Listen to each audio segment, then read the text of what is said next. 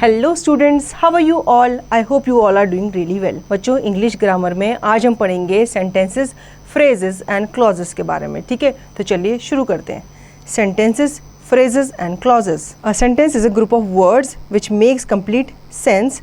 It is a sensible and meaningful combination of word. ठीक है, जितने भी ग्रुप ऑफ वर्ड्स होते हैं जो मिलके एक सेंस बनाते हैं वो क्या कहलाता है? आपका सेंटेंस कहलाता है। ठीक है, read the following group of words. Reads books a Tarun. Will you call it a sentence? No, it is not a sentence. Although it is a group of words, it is not a sensible combination, so it is not a sentence. अब यहाँ पे आपको दिया गया है read book अ तरुण। कुछ समझ में आ रहा है आपको? नहीं समझ में आ रहा, क्योंकि ये आपको कोई सेंस ही नहीं दे रहा। ठीक है, ये ग्रुप ऑफ वर्ड तो आप इसे कहोगे, लेकिन आप इसे सेंटेंस नहीं कहोगे, क्योंकि सेंटेंस का मतलब होता है एक कंप्लीट मीनिंग देना। Now right the same words in the following order. Tarun reads a book. ठीक है, अब ये एक सेंटेंस है। तरुण बुक पढ़ता है। It is a sentence. Why? It is a sentence because it is a sensible and meaningful combination of words. ठीक है, ये सेंटेंस कहलाएगा क्योंकि ये मीनिंगफुल कॉम्बिनेशन है वर्ड्स का। ठीक है, read the following sentence. We play a match. Divya is dancing. Peacock is a beautiful bird. Mohit does his homework daily. ठीक है, ये सारे आपके मीनिंगफुल सेंटेंसेज है। आपको इनको पढ़ के समझ में आ रहा है कि आपसे क्या कहना चाह रहे हैं। The group of words given above are sentences because words in these are in proper order and make a complete sense. ठीक है, इनको हम सेंटेंस कहेंगे क्योंकि इनमें वर्ड्स जो हैं वो उनके कंप्लीट ऑर्डर में लगे हुए हैं और आपको एक सेंस वो दे रहे हैं। अब आते हैं पार्ट्स ऑफ सेंटेंसेस की तरफ। ठीक है, a sentence has two parts. ठीक है, सेंटेंस के दो पार्ट होते हैं, एक होता है सब्जेक्ट और दूसरा होता है उसका प्रेडिकेट। पहले हम जानेंगे सब्जेक्ट के बारे में। The part which names the person or thing we are speaking about is called the subject of the sentence. It is the doer of action. ठीक है, सब्जेक्ट वो होता है जो आपका सब्जेक्ट में काम कर रहा है। सब्जेक्ट जिसके बारे में सेंटेंस में बात हो रही होती है वो आपका सब्जेक्ट कहलाता है। Example, the boys are playing in the field. यहाँ पे आपका द बॉयज़ क्या है? सब्जेक्ट है। The sun sets in the west. ठीक है, hence in the sentence one the portion printed in color, i.e. the boys is subject about whom something is being spoken. ठीक है, boy क्या है? आपका सब्जेक्ट है जिसके बारे में वहाँ पे बात की जा रही है। In the same way in sentence 2 the sun is the subject. ठीक है, sentence 2 में आपका sun जो है वो सब्जेक्ट है। अब आते हैं predicate की तरफ। What is said about the subject is the predicate of the sentence. ठीक है, अब सब्जेक्ट के बारे में क्या बात की जा रही है वो आपका प्रेडिकेट कहलाता है। ठीक है, कि सब्जेक्ट क्या काम कर रहा है तो वो क्या कहलाता है? प्रेडिकेट कहलाता है। कब? सेंटेंस में। Sometimes the subject is omitted. In that case the second person should be used. It happen in an imperative sentences. ठीक है, अब इम्पेरेटिव सेंटेंसेस में क्या होता है? आपका सब्जेक्ट जो है वो हटा दिया जाता है। ठीक है, वहाँ पे उसकी जगह पे हम सेकेंड पर्सन का यूज़ करते हैं।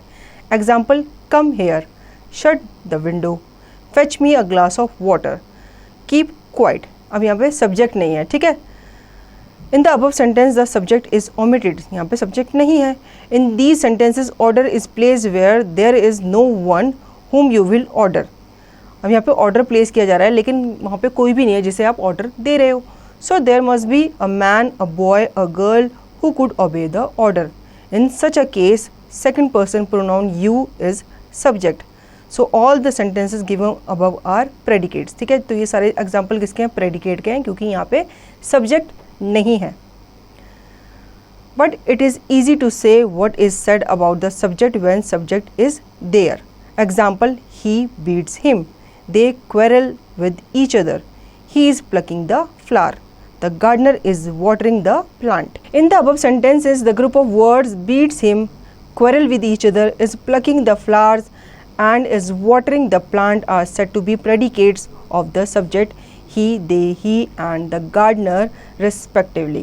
These are predicates which show what is said about the subject. ठीक है, अब ऊपर आपको एग्जाम्पल में दिए गए हैं कुछ वर्ड्स जो हैं वो बोल्ड में लिखे गए हैं। ये सारे क्या हैं? प्रेडिकेट हैं, जो बता रहे हैं कि हमारा सब्जेक्ट वहाँ पे क्या काम कर रहा है। आगे चलते हैं। The subject and the predicate में each consist of a single word और ऑफ मैनी वर्ड्स। ठीक है, हमारा सब्जेक्ट या हमारा प्रेडिकेट एक या एक से ज़्यादा हो सकते हैं। ठीक है, study the subject and the predicate in each of the following sentences. Subject predicate, subject है आपका बर्ड्स फ्लाई। अब यहाँ पे बर्ड्स क्या है, बहुत ज़्यादा है, मतलब एक या एक से ज़्यादा बर्ड्स के बारे में बताया गया है। और प्रेडिकेट क्या है, fly. Walking is good for health. A farmer goes to his field. Boys plays football. The poor girl sat in a corner. The boys of our school made him captain. आगे चलते हैं। Predicate can be divided in the following parts. Verbs. अब predicate को आप divide कर सकते हो इन parts में। सबसे पहले आता है इसमें verbs. The words showing the work done by the subject are called verb.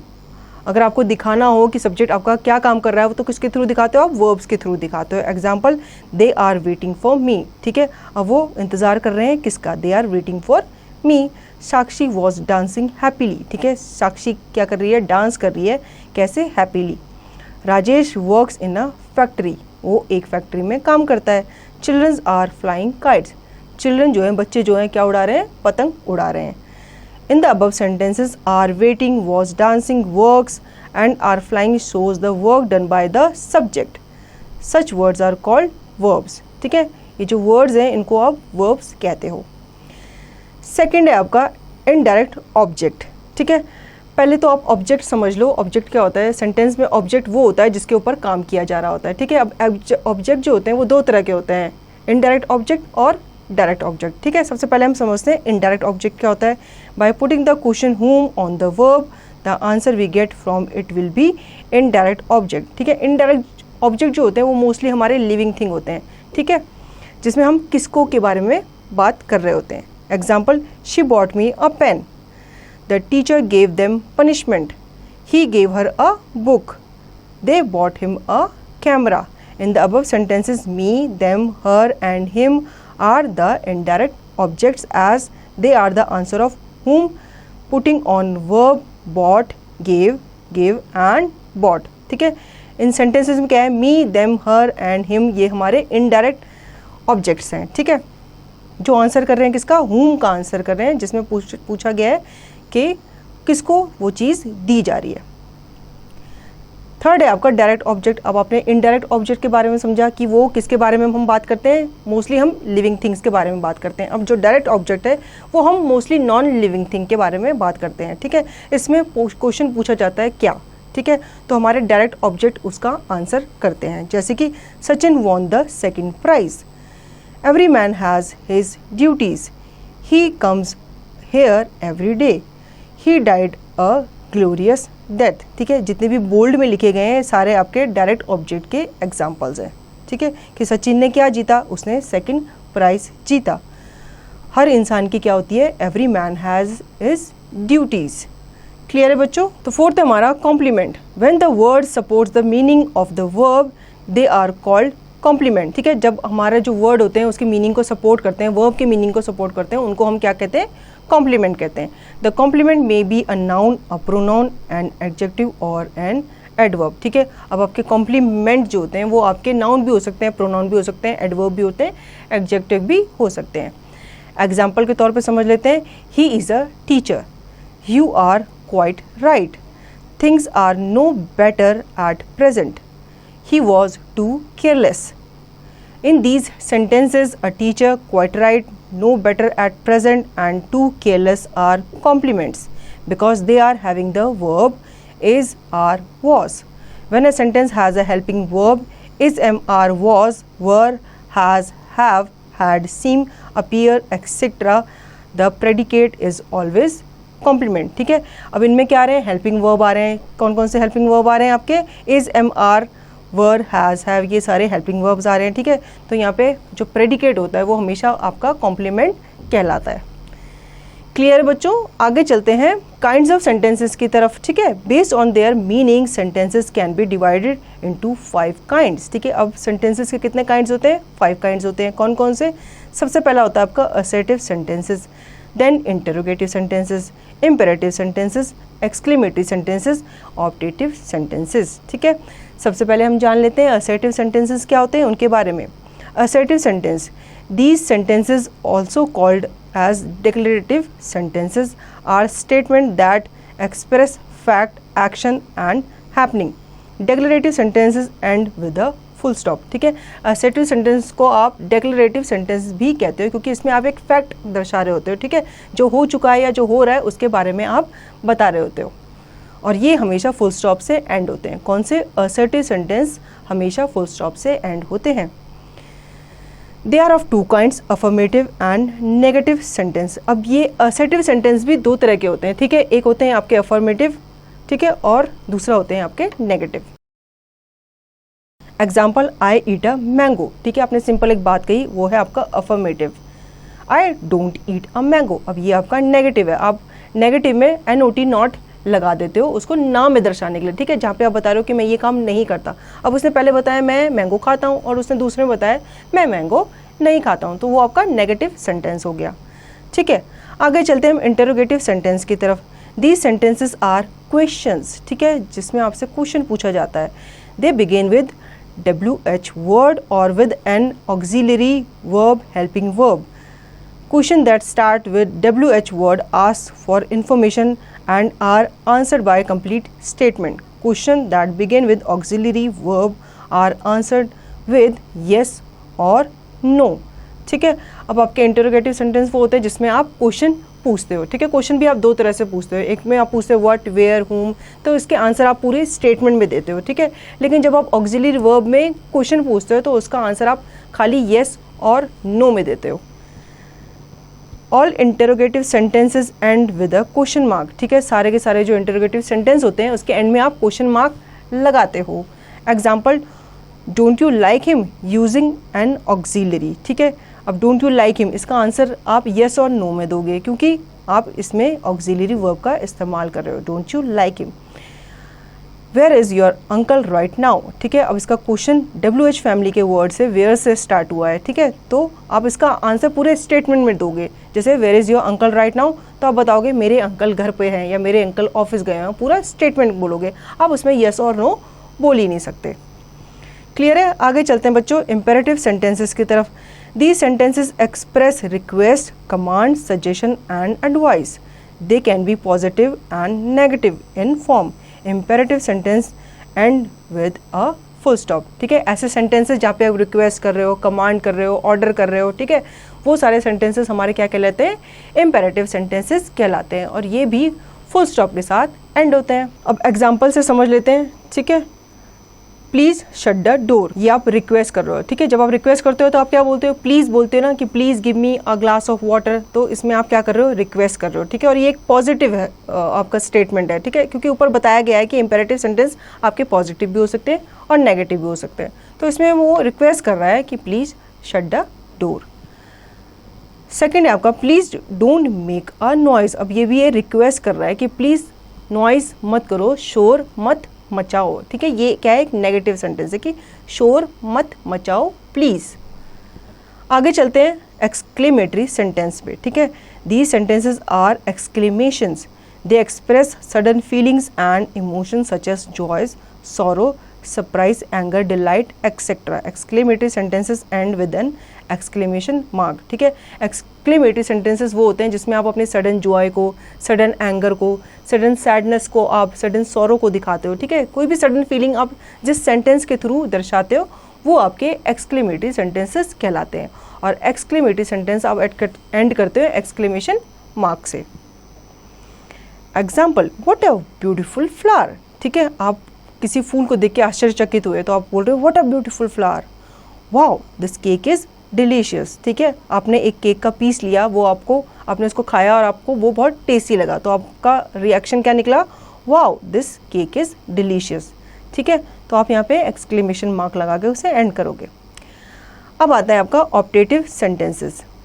These sentences express wishes, prayers, blessings and curses. Optative sentences end with an exclamation mark, ठीक है। ऑप्टेटिव सेंटेंस वो होते हैं जहाँ पे आप अपनी विशेस को, अपनी ब्लेसिंग्स को, ठीक है, या कर्स को आप दर्शा रहे होते हो, तो वो आपके ऑप्टेटिव सेंटेंसेस कहलाते हैं, और ये एंड होते हैं एक्सक्लेमेशन मार्क के साथ। Example, may you have a long life, ठीक है। अब वो आपको कोई ब्लेसिंग दे रहा है कि आप लंबा जियो, लॉन्ग लिव द प्रेसिडेंट, ठीक है, ये भी एक्सक्लेमेशन मार्क से एंड हुआ है और उसमें भी आप दुआ दे रहे हो, विश कर रहे हो कि प्रेसिडेंट जो है लंबा जिए, प्रेसिडेंट की लंबी आयु हो।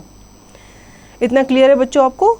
आगे चलते हैं क्वेश्चन टैग की तरफ। A question tag is a short contracted sentence that ask a question to get the listener's opinion, ठीक है। क्वेश्चन टैग क्या होता है, क्वेश्चन की तरह होता है। जब आप लिसनर का व्यू जानने के लिए, उसके सजेशन या उसका ओपिनियन या उसकी कंफर्मेशन जानने के लिए उससे क्वेश्चन पूछते हो, तो वो हमारा क्वेश्चन टैग कहलाता है। The tag is written in the same tense as the rest of the question, ठीक है, जो क्वेश्चन में पूछा गया उसी टेंस में क्वेश्चन टैग भी आपका होगा। The tag also mostly uses the same auxiliary verb as the question or else it uses do, does or did, ठीक है। इसमें आप do, does, did का use करोगे as per tense। If the main sentence is positive, the question tag is negative. If the main sentence is negative, the question tag is positive. अगर आपका sentence negative है तो आपका question tag positive होगा, अगर आपका sentence positive है तो आपका क्वेश्चन टैग नेगेटिव होगा, ठीक है। ये हम एग्जाम्पल के थ्रू समझ लेते हैं। Example 1, you can meet me this time can't you, ठीक है। अब आपसे पूछा गया कि तुम मुझसे इस समय मिल सकते हो, क्या नहीं मिल सकते, ठीक है। अब उसने तो पॉजिटिव में पूछा लेकिन उसने क्वेश्चन टैग में क्या यूज़ किया, कांट यू, तुम नहीं मिल सकते। अब इसका आंसर आप क्या दोगे, yes I can, no I can not, ठीक है। इसके दो ही आंसर हो सकते हैं, येस मैं मिल सकता हूँ, नो आई कांट मैं नहीं मिल सकता। सेकेंड है आपका they are not happy to meet her, are they. अब इसमें क्वेश्चन, इसमें जो सेंटेंस है वो नेगेटिव में है, ठीक है, और इसका क्वेश्चन टैग जो है वो पॉजिटिव में है। जैसे कि they are not happy to meet her, वो उससे मिलकर खुश नहीं हुए, हुए थे क्या। अब वो उससे पूछा है पॉजिटिव में, हुए थे क्या, तो इसका आंसर भी क्या होगा, yes they are, no they are not. Third, he is intelligent for his age, isn't he, yes he is, no he is not. Fourth, you will not play in this game, will you, yes I will, no I will not। Fifth, we should improve our language, shouldn't we, yes we should, no we should not। Sixth, this problem isn't difficult to solve, is it, yes it is, no it is not, ठीक है। Yes indicate a positive response and no indicate a negative response। Yes का मतलब होता है हाँ और no का मतलब होता है ना, ठीक है। Question tags can also be positive along with positive statement. In such cases the speaker might be unsure, might be making a guess or showing surprise। कभी कभी क्या होता है आपका क्वेश्चन टैग भी पॉजिटिव होता है। अगर आपका स्टेटमेंट पॉजिटिव है तो आपका क्वेश्चन टैग भी पॉजिटिव होगा। ये तब होता है जब आपका जो स्पीकर है वो श्योर नहीं है या वो कुछ गेस कर रहा है, ठीक है, तो उस केस में क्या होता है आपका क्वेश्चन टैग और आपका स्टेटमेंट पॉजिटिव ही रहता है। Example, so she is right, is she, ठीक है। अब वो गेस कर रहा है कि वो राइट है, अब वो फिर पूछ रहा है कि क्या वो है। They have a 10-year-old sun, do they, ठीक है। अब वो गेस कर रहा है कि उनका एक 10 साल का बेटा है, क्या है, ठीक है, तो वो गेस कर रहा है क्योंकि उसे उसकी प्रॉपर एज तो नहीं पता, तो वो एक गेस कर रहा है, एक अनुमान लगा रहा है कि उनका बेटा शायद 10 साल का है, उनका बेटा 10 साल, फिर वो पूछ रहा है क्वेश्चन टैग के थ्रू कि क्या वो 10 साल का है, मतलब क्या वो है। Another commonly use question tag is isn't it, it is use in the general sense although it is not considered very good English, ठीक है। कभी कभी हम इज़ नॉट को इजंट करते हैं, हालांकि वो बता रहे हैं कि इट इज़ नॉट कंसिडर्ड नहीं किया जाता गुड इंग्लिश में इसको, ठीक है। Example, they have left for office, isn't it, ठीक है। The above example can be made better as follow. अब ये जो ऊपर वाला एग्जाम्पल है इसको बेटर कर सकते हैं कैसे, they have left for office, haven't they, ठीक है। अब इजंट इट की जगह उन्होंने हैवंट दे लगा दिया। इतना क्लियर है बच्चों आपको। आगे चलते हैं हम फ्रेजेस की तरफ।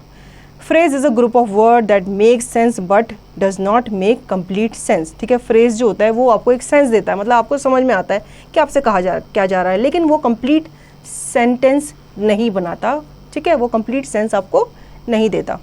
Example, the sun rises in the east, Jack and Jill went up the hill, ठीक है। तो in the east, went up the hill आपके फ्रेजेज हैं जो आपको एक सेंस देते हैं लेकिन एक कंप्लीट सेंस नहीं देते। फ्रेजेज आर ऑफ 3 काइंड्स, ठीक है। फ्रेजेस कितने तरह के होते हैं? 3 तरह के होते हैं। कौन कौन से? Noun phrase, adjective phrase and adverb phrase. पहले हम जानते हैं नाउन फ्रेज के example. My father told us to go to bed early. Adjective phrase example, Reena is a lady with a ready smile. Adverb phrase example, Mohit ran with great speed, ठीक है। आगे चलते हैं क्लॉजेस की तरफ। A clause is a group of word, though it is not a complete sentence, it has a subject, predicate and a finite verb, ठीक है। Clause क्या है? ये भी एक ग्रुप ऑफ वर्ड है। हालांकि इसे आप कंप्लीट सेंटेंस नहीं कह सकते, लेकिन इसमें क्या होता है? इसमें इसका सब्जेक्ट भी होता है, प्रेडिकेट भी होता है और फिनिट वर्ब भी होता है, लेकिन उसके बावजूद ये कंप्लीट सेंटेंस नहीं कहलाता। Example, those who help their fellow man are blessed by God. I think that you are wrong, ठीक है। अब those who help their fellow man, ये क्या है? आपका क्लॉज है। सेकंड में आपका दैट यू आर रॉन्ग, ये भी आपका क्या है? क्लॉज है। आगे चलते हैं noun clause. Example, my uncle told me that we should go to bed early. Adjective clause example, Anita is a lady who has a gentle disposition. Adverb clause example, he ran as fast as he could run, ठीक है। इतना clear है बच्चों आपको? आगे चलते हैं types of sentences की तरफ, ठीक है। Based on structure sentence can be divide into 3 types. First है आपका सिंपल सेंटेंस, सेकंड है आपका कंपाउंड सेंटेंस एंड थर्ड है आपका कॉम्प्लेक्स सेंटेंस। सबसे पहले हम जानेंगे सिंपल सेंटेंस के बारे में। These sentences convey one single thought, they contain a subject, a finite verb and a object, ठीक है। एक सिंपल सेंटेंस में क्या होता है? एक सब्जेक्ट होता है, एक ऑब्जेक्ट होता है, प्रेडिकेट होता है, ठीक है, और एक फिनिट वर्ब होता है। Example, Neelam is a fat girl. Second, this is a mango tree. Second है आपका compound sentences. These sentences are made by joining 2 coordinate independent clauses of equal rank. We can also say that a compound sentence is made of 2 independent sentences, ठीक है। Compound sentence वो होते हैं जिसमें आपके 2 main clause जो होते हैं वो आपस में एक दूसरे से रिलेट कर रहे होते हैं, ठीक है। इनको हम सेंटेंस का 2 सेंटेंस का मिलाप भी कह सकते हैं या उनका ज्वाइनिंग भी कह सकते हैं, ठीक है। Example, it was late but I do not hurry, ठीक है। अब यहाँ पे क्या है? 2 सेंटेंसेज है आपके, I was late, I did not hurry, तो यहाँ पे बट लगा के इन दोनों को जोड़ दिया गया। सेकेंड है आपका, I ate an apple and drank some juices. Third, he had finish the report so he submitted it to the headmistress. Third है आपका complex sentences. These sentences have a main clause called the principal clause and one or more subordinate clause. The subordinate clause is dependent on the principal clause. Hence, this part of the sentence cannot stand by itself as a meaningful sentence. ठीक है। Complex sentence में क्या होता है? एक आपका main clause होता है और बाकी के आपके एक या एक से ज़्यादा सबऑर्डिनेट क्लॉज होते हैं, ठीक है। इसमें क्या होता है? आपका सबऑर्डिनेट क्लॉज जो होता है वो डिपेंड होता है आपके मेन क्लॉज पर, ठीक है। इसलिए कभी कभी क्या होता है, एक मीनिंगफुल सेंटेंस नहीं बना पाते। अब बच्चों यहाँ पे एग्जाम्पल दिया गया है, I was eating dinner when you called, ठीक है। आई वॉज ईटिंग डिनर आपका मेन क्लॉज है, व्हेन यू कॉल्ड आपका सबऑर्डिनेट क्लॉज है। इतना क्लियर है बच्चों आपको? तो आई होप बच्चों आपको सेंटेंस, फ्रेज और क्लॉजेस का ये चैप्टर अच्छे से समझ में आया होगा, ठीक है। अब यहाँ पे एक एक्सरसाइज दी गई है जिसकी प्रैक्टिस आपको खुद से करनी है।